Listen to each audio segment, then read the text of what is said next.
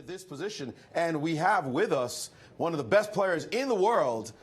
He is also a great friend to the club as he does commentary in Russian and most recently in English. And there he is, freezing somewhere. Must be the height of Siberia, or is it just home? Peter Svidler with us. Welcome to the show. No, I'm sporting the copyrighted poker look, obviously. Yes, that's what I thought, Peter. Welcome to the show. It's so great to have you. It's stiflingly hot inside this thing, so I'm gonna abandon the pretense that I'm any kind of a poker player. But now we'll be able to get tells on you, Peter. I'm aware, yeah. This is the drawback. Well, seriously, Peter, tell us a little bit about what's caught your attention so far in the Sinquefield Cup. Well, the disparity between the sort of the character of the games and the results of the games, I think it has to be. I'm sure you're talking about this every day because it's very hard to avoid. But like there should not be these few decisive games if you look at what the games actually look like, and it's. I don't have any explanation apart from the usual platitudes that the field is so strong and so even that winning a game of chess is difficult because everybody defends well, nobody will give you free points and so on. But yeah, I mean, obviously, I'm sure there are a lot of people on the internet saying that this is yet again, the decisive proof that classical chess is in decline. But if you look at how the games are actually being played, I don't think that's true at all. But the results are somewhat weird. Now, if you have to say, if you had to predict the winner of the Sinquefield Cup yet, Peter, because we didn't get you in our predictions, based on those top three, is there anybody whose form you've been particularly impressed by? I think I heard that you love the Ding Liren win. Yeah, I thought the Ding Liren versus Giri game was one of the better games of the year. It's always very difficult to rank these things because it's sort of entirely subjective, but it stands out as a game you don't often see between players of this strength, because I think Anish could be quite entitled to think to himself, I have not done much wrong today, and yet I've been sort of completely wiped off the board. And that doesn't happen very often in games between 27, 80-plus players. And yeah, I thought that was excellent. I'm also enjoying a great deal the way, sorry, the way Vish has been playing. Let's do something for the throat here. All right. That looks like wine. Like a very nice apple juice there, Peter. Yeah, that hit the spot. I really enjoyed the way Vish has been playing this tournament, and with slightly better kind of run of the felt, he could have been on +2 or even +3, arguably. Another poker analogy, Peter. By the way, we got to get you a Grand Chess Tour hoodie because they are fabulous. Yeah. I do have one. I just didn't find it scrambling to put something on, and I raided the shop the last time I was there, and I was completely shameless. So. Oh, wonderful. Rated. Yeah, there it is. That is a beautiful hoodie that you can use if you're playing poker or chess. But you talk about Vishy and, how many opportunities he's had. How do you rate his opportunities in this game against one of the other tournament leaders? The call started just early enough for me to listen to Maurice explain that Bishop H3 appears to be a bit of a lemon. And I had a brief look, and I think the point is, I mean, Queen B3 does exist, which kind of stops G5, and there are some tactical opportunities there for Black as well. But I suspect he did not really miss Rook C6. I don't think it's possible to miss Rook C6. It's the most obvious move in the position. But something appears to have been missed there. And yeah, I think if Vishy spots all these tactics and sort of on the evidence of how he's been playing this tournament, I don't think you can bet against him spotting the proper follow-up. And once again, if I probably should start the feed, because without the feed, I'm not exactly sure what you're showing on your screen right now, because we're looking at Queen B6, Peter. After Rook C6, Queen B3. Yeah, but like, do we have the board? Because if I start, showing lines, that might be tricky. Just let us know what you're thinking, and Yasser will try to keep up.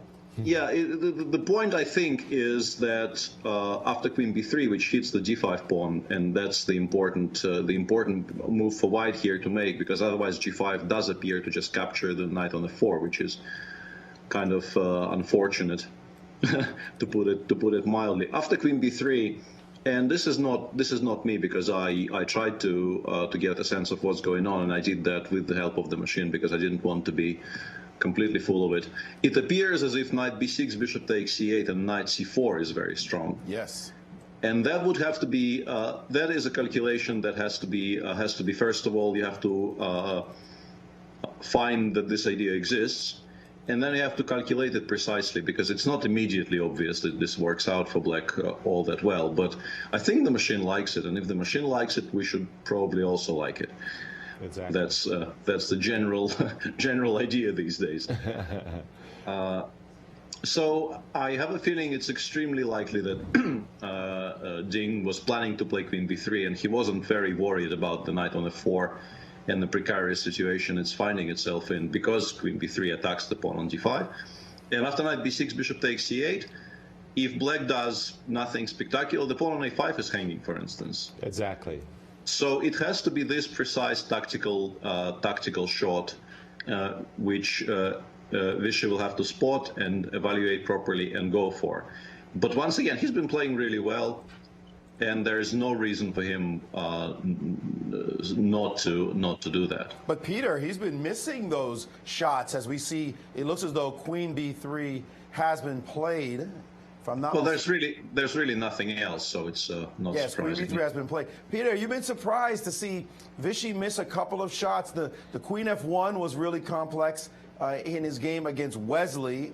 Queen F1 retreat for sure. But yesterday's game against Anish, it felt like... Yeah, yesterday was more disappointing to me as a lifelong Vishy fan, because it felt like he had a position where I think in a blitz game he would have just given mate, and he wouldn't have given a second thought to this pawn on G5, because he had such a beautiful attacking position that his instincts would have been, I don't need to win material here. It's a lot better. It's a lot better and a lot more efficient to just win the game by, capturing the opponent's king. And instead because this not being a blitz game, he gave himself time to think. And he eventually went for something which was more conservative. It still gave him a great position, but it was a position that was easier for Anish to defend, and he defended it really well. And yeah, that I think will smart a little bit for Vishy, because he will feel that he kind of sold his advantage short there, and he will know that. Doesn't that have a cumulative effect on you, missing one win? He said he couldn't sleep after missing the whole Queen F1 idea. As knight B6 is on the board, we're going to see whether or not he finds this knight C4 move, which will be critical. But as a tournament player, when you look at a couple of games, you said, I should have had these games. How does it start to smart with you? As we saw, Nepo said the same thing about himself. He said he wasn't even interested in the tournament after round 4 because he wasn't playing well and missing ideas in good positions. Well, Nepo is obviously he is slightly overstating his disinterest, I think, but those things do pile up, and they do start impacting your further play. I know this would definitely be true about myself, and the hope has to be that Vishy, experienced warrior that he is, hopefully handles it better than somebody like me. Because he's on +1. He is in the tie for first. It's a good situation to find himself in, but he should have been leading the tournament after yesterday. And but I mean, having a good position for the second day in a row might be a very good cure for whatever ill feelings he may still have about yesterday. What about the Grunfeld? We know you're a Grunfeld specialist. Yeah, you must be smiling. Yeah, I'm sort of smiling, but It's curious. I actually went ahead and checked what I said in my series on the Grunfeld about the Queen A4 check line, and Rook D1 appears to be quite fresh, because I'm actually giving this entire line as my recommendation in the videos, but those were recorded, I think, at least 5 years ago, actually, so some time back, and Rook D1 was sort of non-existent in those years, and I did not feel like I need to dedicate too much time to what, at best, is a sideline. And I gave sort of official theory, and the only move instead of Rook D1 in those years was Bishop G5, and there was quite a bit of theory connected with the move Bishop G5 here. And that move I checked quite carefully, and I was quite convinced Black is folding. But Rook D1 is new, and it's a bit curious, because it appears as if Jan equalized quite comfortably by making some reasonably natural moves. And if you want to, if you're going for some kind of a half idea in an opening like the Grunfeld, you want to at least make sure that your opponent cannot equalize by playing what amounts to some version of the most natural moves in the position. So I'm not entirely sure what Magnus is aiming for here. And when you say half idea, you mean like an opening where there's a road to equality, but they might not see it.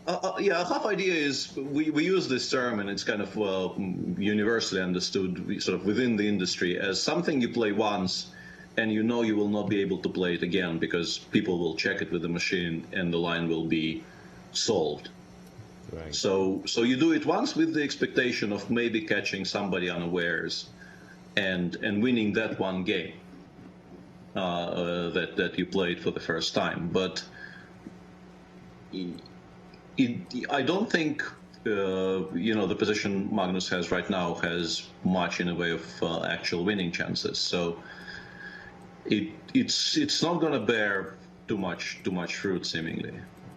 So you think the rooks can hold against the queen? Yeah, after Rook E7, I think you have to go back to A3, because Queen takes B6, Rook C1 check would be a bit of a mistake. And not just losing your queen, but also mate. Yeah, and after Queen A3, I think, like, if I just take on E3 and play Rook C5 and Rook 5 E6, I mean, to my eyes, the question is, can Black play for a win? The answer is probably no. But I mean, how are we ever worse in this position? Exactly.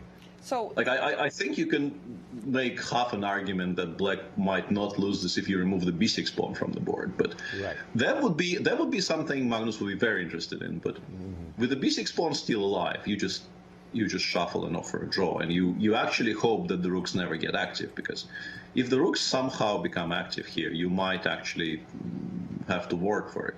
I remember Peter Leko losing to Vladimir Kramnik, two versus queen. Yeah. Yeah, 3 on 3 on the queen side. side. 3 on 3. Yeah, 3 on 3 is supposed to be a draw, but as that game shows, even at the extreme high level, you can still lose those if you are not entirely careful. So exactly. Yeah, it's it seems like a slightly strange choice to test Nepo's Grunfeld in this particular way, because I mean, the opening is healthy and hale and all that, but there must be ways to just get a playable position and play. Yeah. Peter, if I can take you away from the Sinquefield Cup 2019 for a moment and bring up the Chess 960 that you're going to be coming in town for next week. Talk to us a little bit about the challenge in front of you. And I'm not talking about your airline travel. Yeah, it's. I really enjoyed the event last year. I thought it was very well organized and also extremely interesting. I've always enjoyed the 960 as a variant. Well, being an unofficial world champion at one time. Yeah, I've held the title for a bit, a long time ago. Yeah, more than 10 years ago. But And I expect it will be the same this year. I'm playing Linier, who I respect greatly, and I think it will be a very difficult match for me. Hopefully for him as well, but definitely for me. And Gary, and Gary's participation. And obviously, the big news, and the main attraction, of course, is the return of Gary to over the board chess, and he does seem to take these things reasonably seriously, and this is his sort of one foray into competitive chess per year. And he's playing against Fabiano, and forget a about big challenge himself. Fabiano's a number 2 rated player in the world. Fabiano, Gary is not sort of shirking the hard fights there, clearly, and it will be very interesting to see how that goes. Because are you intending to analyze the wrong opening position again? You had to bring that up, seriously. We got a special guest on. Seriously, the guy's a good guy, and you got a ribbon. Come on, that was great. Peter, you don't have to answer that one, Peter. Seriously, bad connection. Pivot. No, it's a fair question. I'm really hoping this. Yes. I'm really hoping this doesn't happen again, because that would be a bit of a disaster. I barely lived it down the first time, and I don't think I will actually survive the shame if it happens again. Also, do you guys is Shach just probably not. I understand we're talking about 960, but for a second there I thought Shach was losing by force, and I thought it might be useful. But maybe no. I think I'm probably overstating the problems he is in. He looks terrible in that position. What did you anticipate that might? I thought HG Rook G1 forced F6, and then I think Rook H6 might actually win by force. But I think he is planning to play Knight E5 and then F6, and that's slightly more resilient. Knight E5 first. Yeah, Knight E5 first to make sure that the Rook... If Rook H6, you can go King G7 first now. It's very important. King G7 followed by Bishop G6, and only then we will play F7, F6. It still looks very passive, but if Black actually does establish this kind of a black sort of dark square blockade, it might not be that horrible. Okay, so just a spasm that there might have been a forcing win. No, and a good way of getting away from the question that Yaz asked there. Speaking of chess, let's just see some position, Peter. If you may inspect this one as well, we've generated a line that's showing some pretty brutal tactics against Ding Liren's position, and it's right here after Rook to C6, Knight B6 on the board, and right here, let's just take a look at a couple of lines, guys. Rook takes C6. B takes C6 as an option as well. And after this move, Bishop to C8, there are two really good ideas. One is to simply capture back. Another is still this Knight C4 idea coming in the position before taking, as you're hitting the Bishop on D2, the B5 Knight, the C8 Bishop. But more directly, instead of playing Knight C4, Queen takes on C8. And when you save your Knight to A3, actually, I'll make another move to show this point clearer. If you play Knight D6, trading off, it looks like, oh, everything's good. No can do. A simple trade, and Queen H3 and the move Knight G4 is just unstoppable. It's going to be crushing. If F3, you're simply taking, a Rook will show up. There's no back rank mate. Oops. Knight E8, and you're getting mated here or giving away your queen. This position is virtually winning for Anand, and this is what Ding Liren is looking at. Yeah, I think Ding is in significant amount of trouble here. Something has gone wrong in this transition from the opening into the middle game, and he will now have to find what's the best way of defending this is. He shouldn't resign just yet. The position is not sort of completely beyond salvation, but he is in quite some trouble, obviously. And also, just curiously, I'm sure you've remarked on this, but Wesley is playing with white the line he played with black against Grishuk in the Moscow Grand Prix. Right. Yeah, and that's the game. It's probably not that funny of a story, but that's the game where famously after d5, e5, queen takes d5, queen takes d5, you had this position on the board. Sasha basically thought for like from 15 to 20 minutes on the move bishop takes d5, which is strictly the only move he can make in the position. And he wasn't even at the board because in this position in Moscow, White thought for, I think, close to 20 minutes.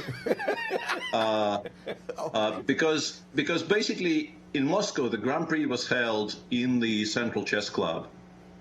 And the Central Chess Club, and in particular the hall where we played, is one of Sasha's most favorite places to play chess.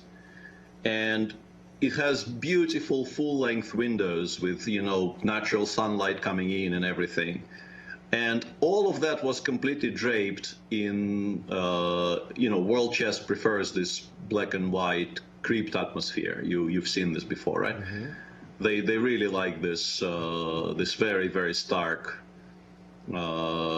creep-like style. And he just didn't want to be there. So he would take every opportunity to think while sitting on a sofa in the next room. But it was still quite stunning to, I'm sure, in particular for people watching this online. Queen takes d5 is on the board, and it's not being recaptured for a minute, 2, 5, 10, 15, and you think, what is going on there? But basically, you take on d5, black has only rook a8 in reply, and he wanted to make 2 moves very quickly. He didn't want to think after rook a8, because then he would be forced to spend time in that room. Right. So he thought before taking on d5, and I just wanted to bring that up for no reason whatsoever. Oh, wow, yeah, That's brilliant. a beautiful insight story. As you were talking about him being away from the board, I was forcibly reminded of a candidates match between Viktor Korchnoi and Boris Spassky, where Boris Spassky stayed off stage. He went to his drawing room and was looking at the monitor. Yeah, there's some tradition of that. Yeah, that's very nice. By the way, guys, we have a draw. The first result of the round, as Jan Nepomniachtchi and Magnus Carlsen have drawn their game after a perpetual of the Queen. Right. And Peter, we're probably going to get Magnus Carlsen piped in for an interview, but sure. Any comment on Magnus and how he might be feeling after, just failing to draw blood here so far? Well, he will be annoyed. I think it's quite clear from his public utterances already that, in particular, the 2019 he's had prior to getting to St. Louis, this will annoy him a great deal. The continued non-winning of chess games. There's still, after this is round 7. Yeah, so there's still 4 to go. There's still 4 to go, and nobody is really running away with it. So he's still very much in the running for top places in the eventual standings. But yeah, he would clearly, in particular after the Rapid and Blitz, he would like to win one somewhere. Okay. And thank you so much to Grandmaster, 8-time Russian champion Peter Svidler for joining us and sharing his insights as we're getting Magnus Carlsen. Thanks for having me. Thank you, Peter. See you soon. Thanks so much. Come back soon.